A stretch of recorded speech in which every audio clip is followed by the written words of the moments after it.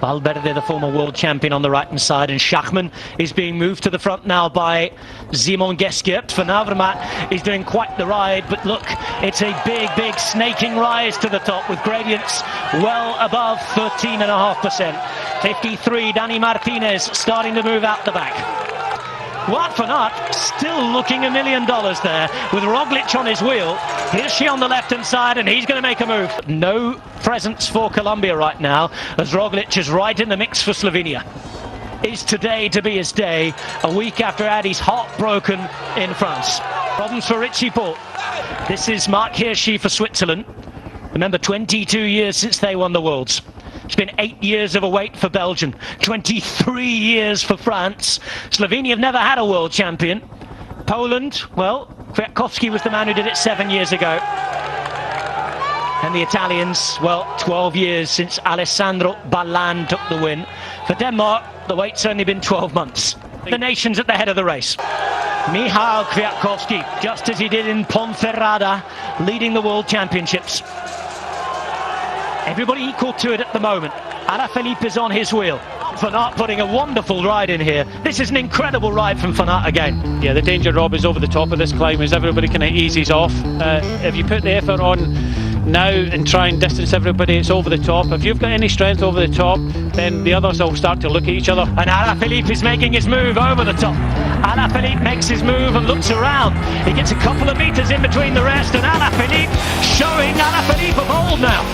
Now, can he stay away? That's the question, as everybody starts to swing and suffer. Look at Julien Alaphilipe turning the clock back to last year. Van Aert is struggling, he's looking behind now. Van Aert is struggling, but Kwiatkowski and Fuglsang trying to come across now. But, Alaphilipe has to put everything exactly into this, and you can see over the top, if this is a regroupment. Julien Alaphilipe going over the top. Jakob Fuglsang second place. Third here on the white and red is Michał Kwiatkowski, and this is Julien Alaphilipe. He's put in the big dig, as we saw a few times at the Tour. Now can he take it home? We can see Fuglsang, he looks behind, he's got company. They're going to ease up behind. Wout van Aert has managed to get across there, Hirschi and Roglic. So Alaphilipe, he just has to concentrate on the job he's done, because these riders behind will start looking at each other, and you can see it already.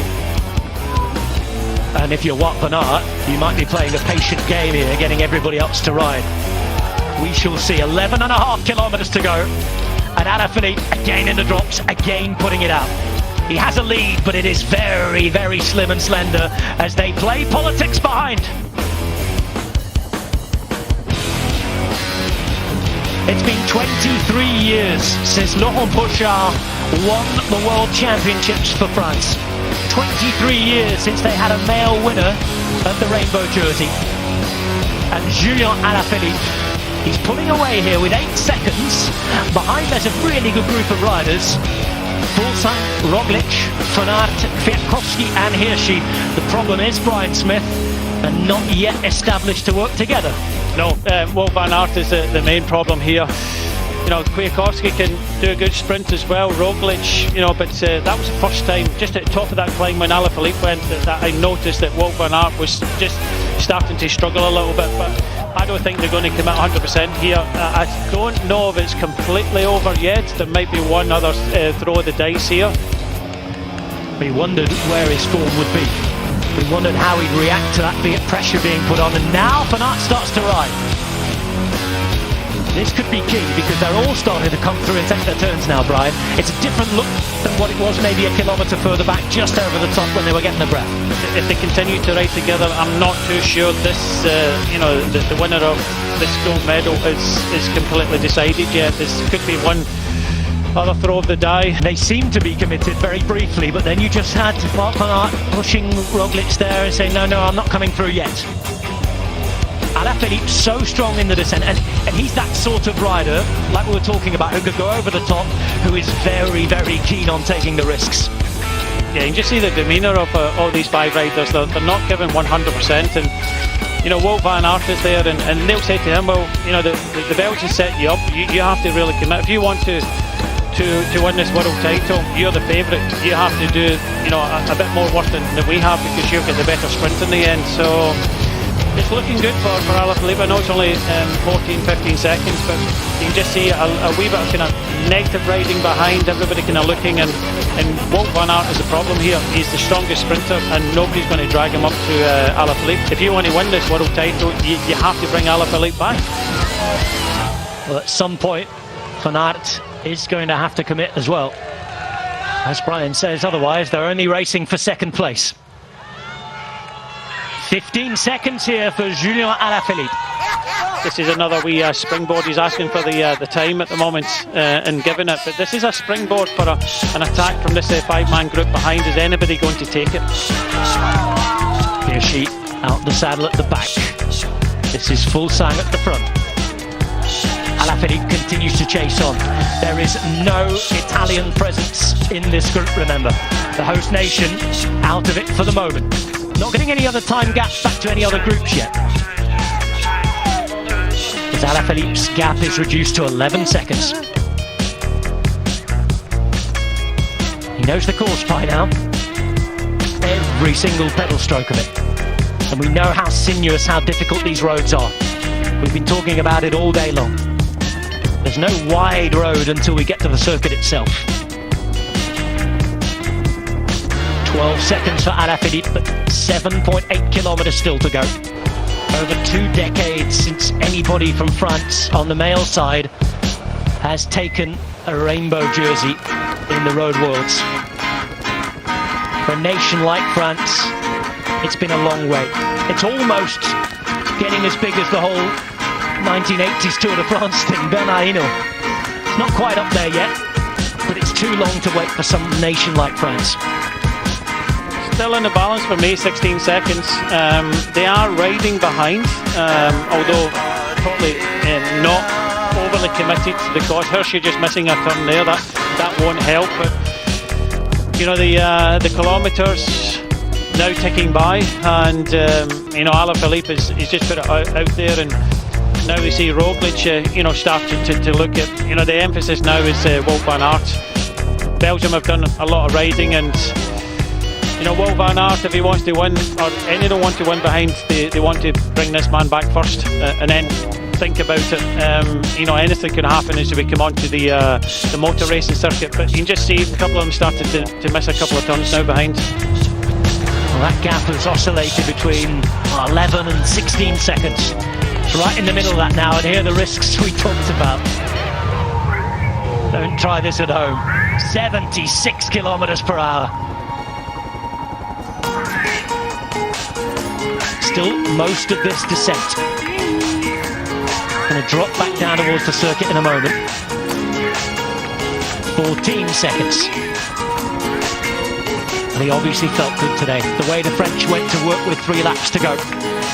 We wondered if Alaphilipe did have it at all, because he went quiet, didn't he, until the end there. But as it stands, he has timed his attack to perfection. It is by no means a done deal yet, however. 13 seconds, 6Ks. Yeah, he's wanting some more time, and it's just holding. When we go onto this circuit as well, 14 seconds is not. There's nothing you'll be able to see in front. But I think Hirschi kind of struggling a little bit. But you can see that the French came up. You know, they set a very, very hard tempo, and you know, they damaged a lot of teams, and you know, the Belgians then took control, and he just waited and went to the top of that climb. So that's what you kind of set up for, while others were wilting. Nibali was actually with this group as well, and he gets tailed off towards the top, but still in the balance, 12 seconds. But I believe that Alaphilipe can pull this off, and what a popular win this will be. This is the exciting finish we wanted. It is not over yet. Alaphilipe out in front, being chased by Hirschi, Roglic, Fuglsang, Van Aert, Kwiatkowski. Brian, of the 6 riders in the front of the race at the moment, only one wasn't the Tour de France stage winner. It's the riders in form, it's the riders of the moment, and Julien Alaphilipe is one of them. He is hoping to bring the glory days back to French cycling. 23 years, its longest drought without a men's world champion ever. Every single one of the 8 previous French world champions have won a stage in the Tour and gone on to win the rainbow jersey. But here, The Tour's never been so close to the Worlds. This would be a unique achievement in itself. 14 seconds now, and he's about to hit the racing circuit again. Off the road they go, and onto the circuit. That gap grows to its biggest it's been yet. 16 seconds here for Julien Alaphilipe as he enters Imola and the very famous Autodromo Dino Enzo Ferrari. That was the last opportunity to try and make a dent in the time gap. Alaphilipe just has to concentrate on the road ahead and deliver this world title, because I think Wout van Aert, with that attack up that climb, hurt the other riders. Now they're starting to think of silver and bronze. Well, they have to work together for any chance of anything else, but there goes that thinking. Kwiatkowski looks behind, and Fuglsang doesn't come through. Oh, it's a done deal as it stands now, Brian. Surely this is for Julien Alaphilipe to savour and enjoy. He'll be starting to think about his picture plastered all over the French newspapers tomorrow as Van Aert puts in another dig here, fighting out the saddle and in the drops. 15 seconds though, it is not coming down. It's a battle for the minor medals. San Sebastian in 1997 was the last time. Laurent Brochard, and I think you're going to read 2020 Julien Alaphilipe. We've had the world so often in Italy, more in Italy than anywhere else, Brian. Frenchman winning year before, the very famous Jean Slavinsky, 1962 in Salò, and then Luc Leblanc in Agrigento in Sicily in 1994. Just over a kilometre to go, the gap isn't changing. This World Championship is going to belong to France. This World Championship is going to belong to Julien Alaphilipe. Behind Roglic, Hirschi, Kwiatkowski, Van Aert, all stage winners at the Tour de France chase. And the man who won a monument last year, Jakob Fuglsang. It's a gloriously good group, and Julien Alaphilipe has beaten them all. The Italians gave it with Vincenzo Nibali. The host nation are going to have to wait yet another year. Their own drought will tick on to 13. The French drought is going to end after 23 long years. It has been quite the performance from Julien Alaphilipe. Yeah, it's going to be something special. And I think, you know, that effort, just being patient. We know that Julien Alaphilipe is not the most of patient riders. He wants to kind of throw it all out there and just having the time to wait. He went with a small group just before the final climb, but he stuck to the plan. France came up, split the race to pieces, and then this man here just went at the perfect time, just over the top of that final climb.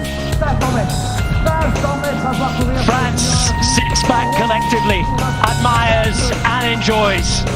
This man is about to become a national hero. 23 long years, and the wait is finally over. It's been quite the horrible year for Julien Alaphilipe. He lost his father in the summer. He turned up to the Tour de France, gave it a good go, but couldn't find the same form. He's found it now, and France, 23 years later, has a man with all the panache and ability, a world champion again. It's Julien Alaphilipe.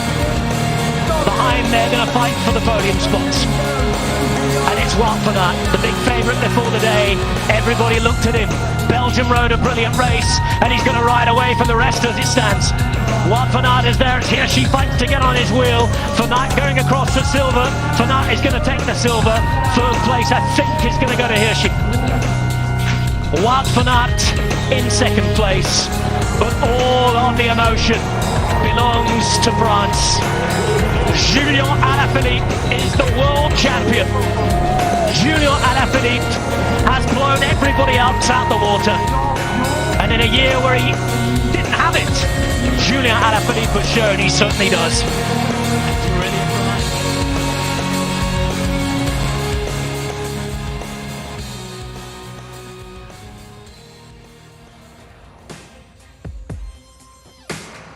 This is what lies ahead. Lure to La Planche des Belles Filles, 36.2 kilometers, an individual time trial. They set off from Lure and head through to Le Radon, 14.5 kilometers in when we get our first time check. A little bump there before a descent down to Planche-les-Mines at 30.3 kilometers, the second time check. All of that before the Category 1 climb up Stage to La 20, Planche des Belles Filles. the one we've all been waiting for, the time trial, the individual time trial, which finishes on the famous Planche des Belles Filles. This climb is 6 kilometres in length. They've got 30 kilometres of flat time trialing before they get to this point.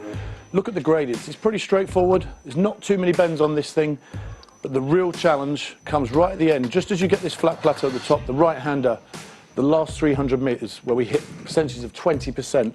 This is really going to be a tough one. Just look at the gradients. Look how consistent it is all the way up. Let's see. It's around a 45-second lead now for Poggio. Here's Roglic. And this is the man who's trying to take the Tour off him. Domestic battle at the top of the Tour.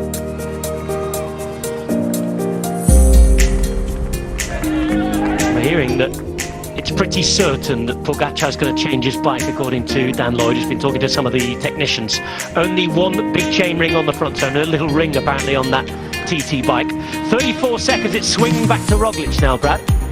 Roglic is now on the faster section, as I said, these sort of downhill bits. I think we'll get a truer guide and a truer... Here we go. There's a bike change for Richie Porte. It's the change for Richie Porte. Which I thought he may do, actually, because I noticed that they've obviously... The Trek bikes are very aerodynamic. He didn't have the aero bottle holder on his time trial bike. He just had that normal bottle, so he switched bikes and took the bottle with him. But it's interesting if one of these two, obviously we've had it confirmed Pogacar will, which I thought he might because he threw his bottle. Whether Roglic does or not remains to be seen. 23 seconds at this latest check. Oh, it's getting tight. Oh, it's getting tense. And we're approaching the climb. Brad, of course, Roglic has already won a Grand Tour. Is that going to help him in any way? Is that going to be some sort of sense of calm? You talked about the mental battle. Well, to do that, you've got to have a calm head. And, of course, this man's previous sport, there's no doubt he's got one of them. But Pogacar, the youthfulness about him, you know, he's a winner. There's no doubt about it. And that's what he's gone out to do, to try and do today. Obviously, he will lose a little bit of time on the bike change now. The main indicator is when we hit this climb. I think that's going to be whether Pogacar can maintain this pace. I think Primoz is going to now, when he hits the climb, he'll ride to a power. You know, that very scientific approach, whereas Pogacar's more of a racer. And I think this is what it's going to be interesting. It really is. It's certainly what we wanted to see. I think wherever you're watching around the world now, there's that sensation, there's that moment when you're watching in a room with other fans, you might just start to look around at each other and raise the eyebrow a bit. Believe that something might be about to happen. Look out for Pogacar up the road here because he's about to start the climb. The Slovenian fans are all over. They don't care who wins. One of them is going to take the first Tour de France for Slovenia. Richie Porte looks as though he's going to take another podium for Australia. Look at this. He's putting 37 seconds into Miguel Angel Lopez here. Landa keeping his 5th place for the moment. And Porte begins his climb just under 5 kilometres to go. Ryan Smith, he's nearly there. Yeah, he is nearly there, and you can only think back to the gravel section a couple of days ago when he had that puncture. That could have been, you know, end off, but fortunately he did get back. He did get back with eyes the on this. Sorry, Brian, eyes on this. Bike change coming up. Bike change coming up for Pogacar. It has to be quick. There can be no errors here. Remember, a 5-second push maximum. It is fairly quick. He's on his bike, he's going. Brad, how did you rate that? Mechanic was a bit slow. You know, I think he could have been hanging out the car a bit easier, but if you notice, he's got a bottle on. Straight away he's had a drink and thrown the bottle, so he's going to be fully committed now. It can be very difficult changing bikes. You know, that feel, your saddle will feel just a little bit lower, but that's the choice he's made. He's obviously very comfortable with doing that, and this is a big test for him now. He's got 20 odd minutes to win the Tour de France. So it is now for Pogacar, now to bring it all. He's certainly done his job over the first part of this time trial. He's taken over 30 seconds back from Roglic at points. And this is how it looks going for the stage win. Dumoulin around a second faster than Pogacar at that point at the bottom, but remember that tonight. Look how he rode that. He was 51 seconds down Dumoulin on the bottom of that climb, and that image and that sort of that perception that Bradley had, Ryan, of him going strongly, of him going well, was obviously a correct one, because he really has been the fastest up that climb. We're all looking for Carapaz, Van Aert, the king of the mountains there today. Yeah, 16:52 he went up there, which is 28 seconds faster than Danny Martinez. Wow. Here is Carapaz. Well, he's going to be down on the time, but what is going to be his climbing time? Carapaz to come down, and he's giving it his all, you can see. And we have a look now to see what time he's going to produce on the climb. We're looking at 250 metres to the line though. We saw Cavagna set the best time and hold on for it for quite a while. We saw Van Aert absolutely blow him out the water, but it's another Jumbo-Visma killer wasp who's coming up to the top. It's a domestic rivalry. It's Van Aert, the Belgian champion, looking on the left. Dumoulin on the right-hand side, the former Giro winner, who's trying to get across the line and take the stage win. But the seconds are ticking down. It's getting tense. It's getting tight. Here comes Tom Dumoulin, going to the line, giving absolutely everything. And Tom Dumoulin across the line to set the fastest time. Superb, wasn't it? That's the return of Tom Dumoulin. Could it be the stage win? We'll see. We shall see indeed. Because this man might have something to say about that as well. And look at that. He's 15 seconds ahead of Dumoulin at this point. Roglic, in the meantime, 37 seconds down on Dumoulin at this point. And this is where Jumbo-Visma might start to worry a little. And this is the change. Bike change, here we go. Ooh, it's quite slow. Quite slow, no bottle on the bike, you notice. Taking a while to clip in as well. Oh dear, oh dear. That was slow. A few seconds gone here or there. Guys, am I getting ahead of myself here, or am I starting to worry that this might start to unravel for Roglic now? Now don't forget there's the psychological element that Pogacar's going to be getting time checks that he's, 35, 36 seconds up on Primož Roglic. Roglic is going to be getting the time checks that he's now down. And then little ruffling like that, little bad bike change, and it just weighs on your mind. He's got to take a few seconds now to calm down and settle in. Then there's an element of panic, and it just builds. So he's got to keep his cool at this stage. And it's 20 seconds, you can see there now. I said a few minutes ago that people may be starting to believe.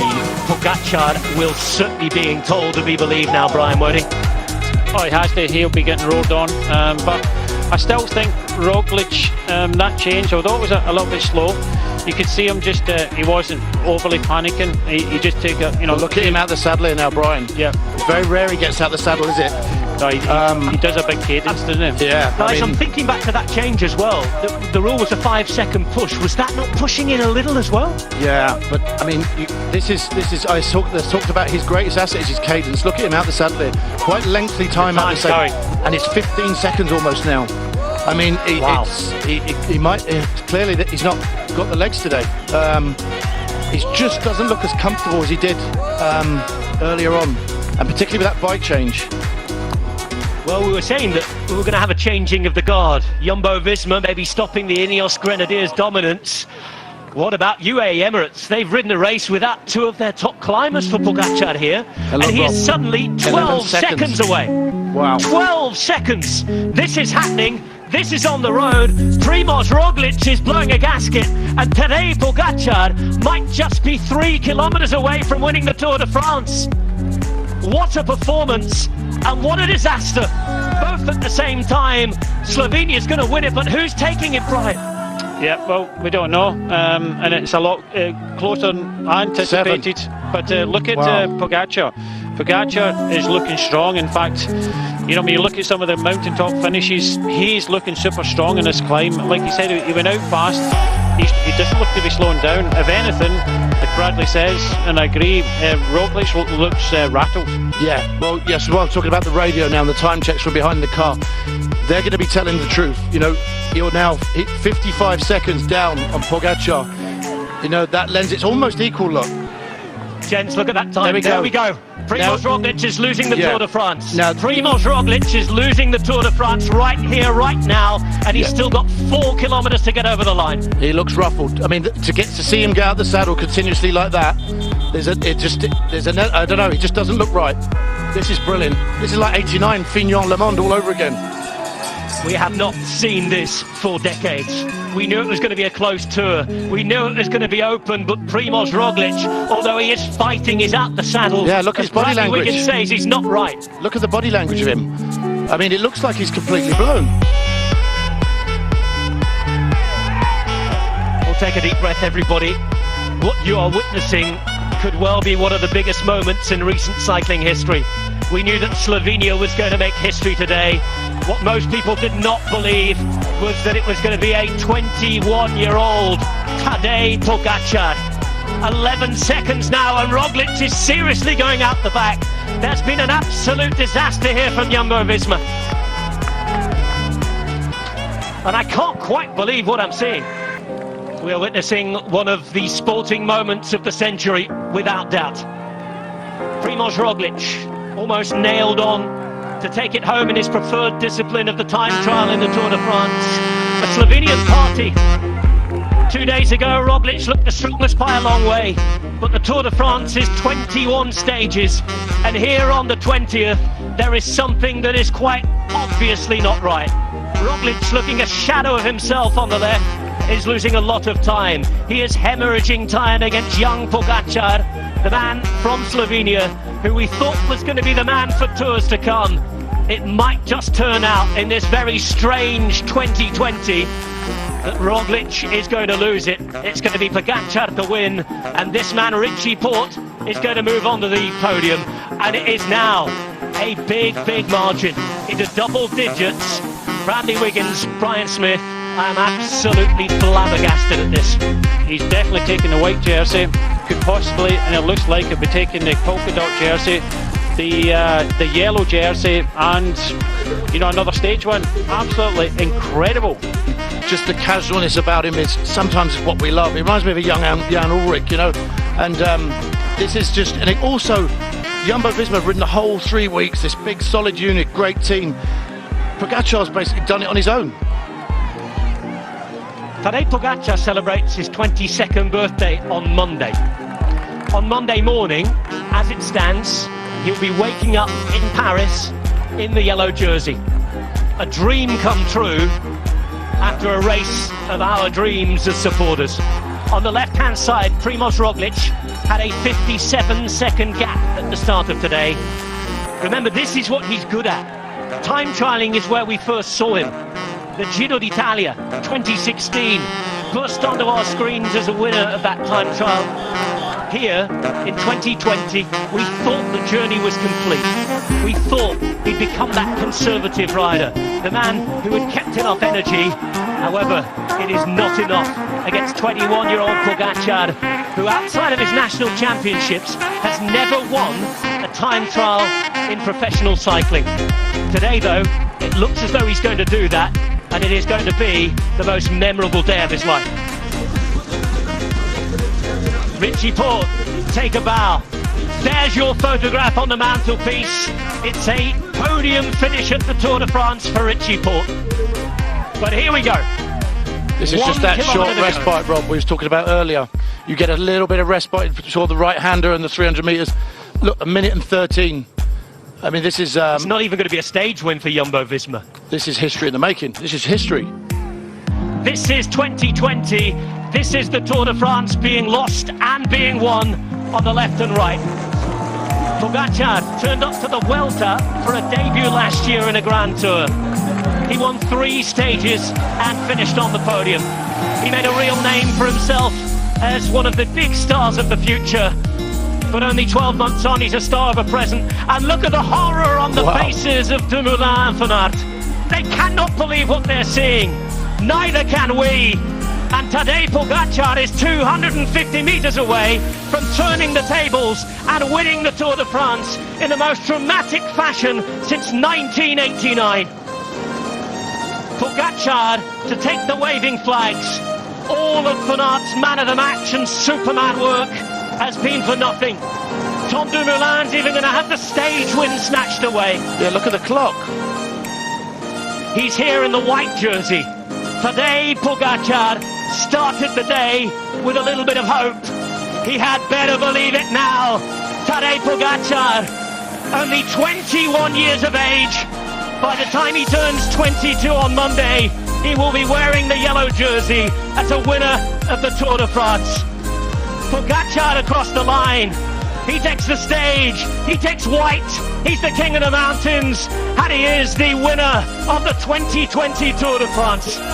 Because barring incident or accident, today Pogacar will take the yellow jersey on the Champs-Élysées tomorrow. And we have seen one of the performances in the history of this great sport. Slovenia's going to have its champion, but we did not expect this. And Brad, there's going to be an inquest. Something has happened to Roglic here today. You know, when you look back in 1989, Le Mans did come with the, the special aero bars and, a wee bit more modern technology. I think this is probably one of the best days in cycling we've seen from an absolute superstar. We'll be talking about it. I mean, it's 2020. We're still talking about 1989.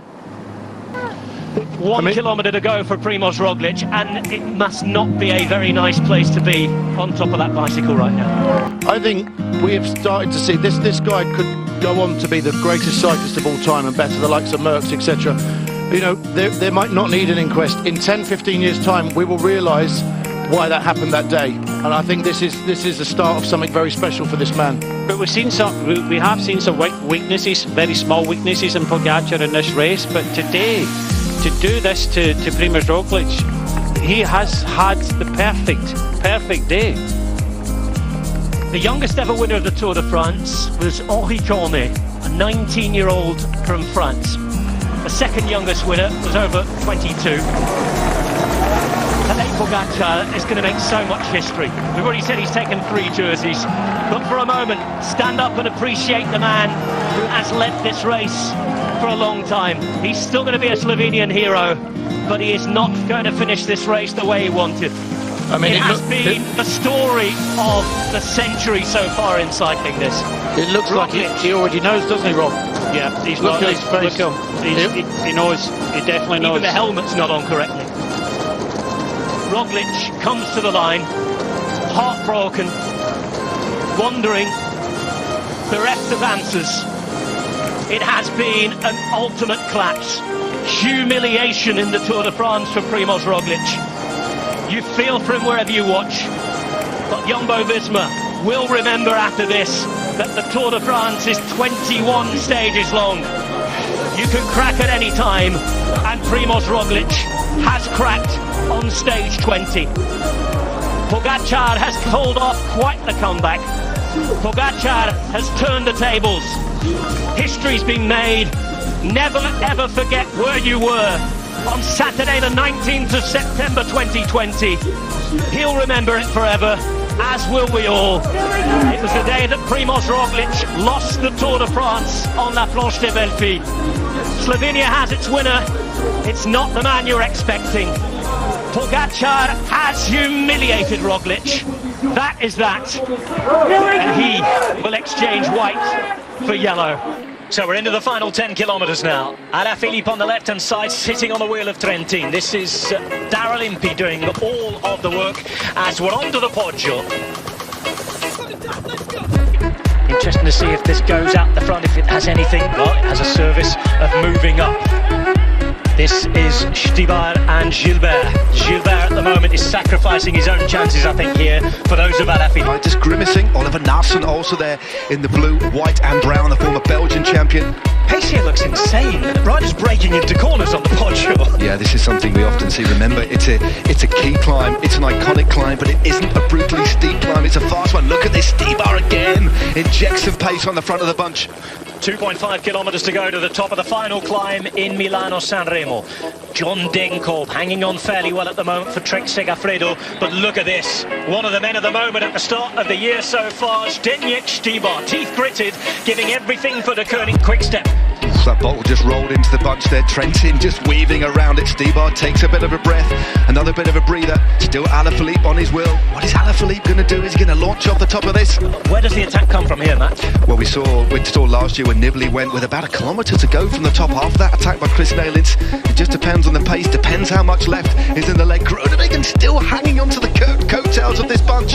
Modolo is the man just being dropped though. Sacha Modolo looked like he might have been in trouble. Again, they have to make a bit more of a difference difference here towards the top. If they had to drop the likes of Groenewegen, Sagan now moves up, maybe ready to jump on something if Alaphilipe goes. Oh, we get the first bit of looking around. Stibar is done, and we get the first bit of looking around. There is Viviani in the meantime, having to make a big effort here. He's slipping and sliding. He had to check there, and he's now dropping back very, very quickly on the wheel of the rider from Bora Hansgrohe. Looks like the chance from Viviani. Big attack here. And big attack at the top from EF Education first. It's a huge move, and Langeveld and Bettiol are both there. Bettiol with a man having a go. Though, look at this. Viviani slips, sliding away, I'm afraid. Just goes past Heinrich Hausler. It's an interesting move here. I think it is Bettiol's taken one of the riders from Direct Energie with him still. De Koning Quickstep, 2 riders left. It is Philippe Gilbert with Julien Alaphilipe on his wheel. Tom Dumoulin in 3rd position from the bunch. Big move, trying to get away.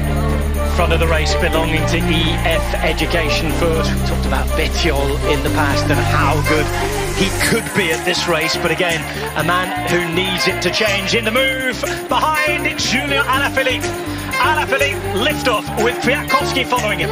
Well, Alaphilipe has launched his way across, puts it into a huge gear, goes straight over the top. Kwiatkowski now, the Polish champion, forced to chase. Wonderful move by the Frenchman.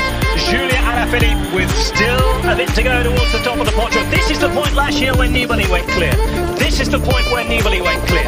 Now Kwiatkowski is chasing. Sagan, the man on the outside, going as well. Trentin, also Narsen with Valverde just behind him, and there's a rider from Jumbo-Visma. Well, this is exactly the same podium position from a couple of years ago. Kwiatkowski chasing Alaphilipe. It's the Sagan who's now crossed the gap there. Kwiatkowski forced to get back onto the wheel of the Slovakian champion. Also in the mix there, Oliver Narsson and the world champion Alejandro Valverde. 7 riders at the front of Milano-San Remo. The gap has opened up and some of the sprinters are being dropped. This is a chance for those riders up there to make the move. And now Tom Dumoulin is trying to close the gap. Tom Dumoulin, the one rider caught in no man's land, chasse patate as the French call it, but Peter Sagan happy to drive things on, takes a look over his shoulder. He will see his nemesis, Kwiatkowski. So Kwiatkowski with 5.6 kilometres to go. A look round from Michał Kwiatkowski. He sees the former world champion, current Slovakian champion Peter Sagan. This now is Matteo Trentin, the European champion. Oliver Narsson is in there. Julien Alaphilipe, Alejandro Valverde, the world champion, remember, the last man to win in that jersey in the 80s, Beppe Saronni. Also the rider from Jumbo-Visma. We're waiting to see who that is. I know they have Danny van Poppel, they have Jos van Enden, they have some very, very good riders capable of doing very big things. It's the sole rider still, Tom Dumoulin there in the red jersey. Somewhere trying to bridge across that gap on this very technical descent of the Poggio. 4.7 kilometres to go. They've got a big gap on the rest of the field behind Rob. This has opened up. They need to keep working together. Let's also... we can get a good look there of exactly who that is for Jumbo-Visma. I know that Wout van Aert is in their team as well today. I haven't managed to get a good quick look at that yet, but there's still plenty of riders behind. This could be any... So it is Wout van Aert. Wout van Aert is in the break at the front. Well, how versatile behind, is though, they're chasing on, and they really need to get it together because the gap isn't big, is it, this? It isn't a big one, and they'll be fearful of the 2 very quick riders in that group, Peter Sagan and, of course, Matteo Trentin. It looks like Tom Dumoulin is about to make contact with this chasing group behind, led by a couple of riders from Bahrain Merida. I think Vincenzo Nibali is in that chase group behind. Past the famous greenhouses they go, and it's about to become 8 at the front of the race. This is a very good group, a very fast group containing many of the big favourites. Alaphilipe was the man to start it. Remember, it's his team who set the big pace on the way up. Bettiol, who launched that attack, since been passed. This now is Kwiatkowski, Sky's sole leader for this race and the winner 2 years ago. The only Polish rider ever to have won a monument. And in drips and drabs, they come down the Poggio. There's no real organised chase for the sprinters behind at all, it looks like, unless these riders really start to play cat and mouse, constantly looking over his shoulder, but he knows they have a very good chance there. The remnants of the peloton, they're a couple of hairpins behind, like 15 or 20 seconds behind. Dumoulin still just a couple of metres off the back of this group, but it won't be long before he's about to make contact with the wheel of Julien Alaphilipe, sitting pretty at the back. Just over a kilometre until they end the descent from the Poggio, and then it is that road up to Via Roma. Ever so slightly false flat uphill. Vincenzo Nibali said last year it felt like an eternity riding out there on his own. There's a group of 8 riders at the moment, but it is about to become 10. The The riders from EF Education first. I think it is Bertiol. It looks like he's about to make contact. Another rider from Bora Hansgrohe making it in right at the back as well. I wonder if that could be Sam Bennett. We'll wait to see. Again, if there's any looking around here, oh dear. So that's Sturven. That's Jasper Sturven with a mechanical problem. Yeah, it looks like his chain's come off the front ring. John Degenkolb, pardon me. Oh dear, it's the leader. It's John Degenkolb. That's a big, big shame. Meanwhile, Trentin takes his turn at the front. The European champion, the Slovakian champion, the world champion, and the Polish champion, a former Belgian champion in the mix as well. What an elite group of riders moving clear. Absolutely full of class this. 2.5 kilometres to go. Now, Oliver Nassen on the right-hand side goes for it. We said he was in good form. We saw it at Paris-Nice on the flat in the mountains. Daniel Oss was the other Bora rider getting in at the back with Matej Mohoric. Simon Clark now from EF Education first with Chimolai, another sprinter, another danger, and a man who had a very, very good place for Israel Cycling Academy at Tidon Adriatico. I think it's Matthews right at the back of that group as well. I think Michael Matthews has managed to go in the back of this group, and then Trentin goes. Trentin attacks with 2 kilometres to go, but we're on the flat now. The descending is done. That is that. Can Trentin profit from any looking around behind? Mitchelton Scott haven't won this race, remember, since their debut season when Simon Gerrans did just that for them. And Trentin is having a right old go. 2 chasing as he heads towards Villaroma. So he'll be brought back. But are they organised enough to stay? Once the next attack goes, that could be the big one. Is anybody going to go straight past him here, lad? Well, you'd think there's someone like Tom Dumoulin, depending on what he's got in the tank. And it looks like it's Wout van Aert who's bringing this gap back down. Wout van Aert sacrificing himself. Peter Sagan struggling to get in contact with the former world cyclocross champion. What a thrilling, scintillating finale. 1,300 metres to go now, Rob. We're approaching the final kilometre, and Wout van Aert hasn't ridden many monuments. This is his first of this season, his first full season on the World Tour. He reaches the front now, and now what happens? Because on the left-hand side, Matej Mohoric looks around. He has a teammate in this group. Is Colbrelli there? Oh, there's an attack on the right-hand side. Can't quite see what it is because of the sunlight. This is Mohoric. Mohoric goes. Mohoric, the Slovenian champion, being chased by Alaphilipe 800 metres from the finish now as they come onto Villaroma. It's Mohoric on the right-hand side, Alaphilipe behind him, then Sagan. Is this the moment for him? Is this the chance? Sagan, in the meantime, is being followed by Nassen, also a fast finisher. Trentin is there, Van Aert is there as well. Kwiatkowski behind them, well, then they always a danger. As Trentin looks round, they all look around. Now who goes? What happens? It's checkmate maybe, but somebody has to win it. Somebody has to make a move. And it's Vincenzo Nibali who's there yet again. Vincenzo Nibali at the back looking around. Cat and mouse, they look, they wait. Who will go? It's going to be between these guys. No big bunch sprint. Mohoric is going to go for a second time maybe. But no, Kwiatkowski. Kwiatkowski looks. He's going to follow Mohoric. Nibali at the back, just a few hundred metres away as Alaphilippe's going to have to launch it now. The end of Milano Sanremo, the 110th edition. Alaphilippe is going for it. They come